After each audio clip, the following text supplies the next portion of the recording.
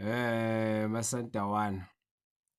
So now asikhohlweni izolo, asikhohlweni okudlulile. Let's focus about the future. Okwenzakalile kwenzakalile, vele ibhola liyaginqika.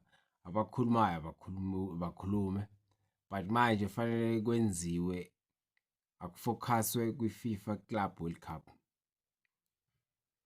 Leyo yenye futhi i-tournament enkulu.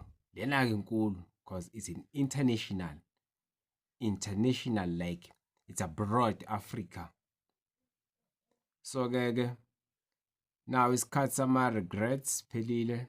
Number 2, now worth it. Number 2 ukuthi aniwinanga icup, but number 2 there is a reward enitholile. So manje ukufocusa kwi-Club World Cup ukuthi niya kwi-Club World Cup niyosijabulisa njenge team enkulu eSouth Africa. Lokho akujiki ukuthi nidliwe for kwi-CAF. Lokho akusho ukuthi anisesiyo i-club enkulu eSouth Africa. Niyiyo and futhi nohlezi niyiyo ngokwama record ngokwe quality yebhola eniprovidayo. Like nidlala ibhola elicokeme, nidlala ibhola eliphezulu. Lapho eniyodlala khona kwi-Club World Cup definitely nizofika nifit.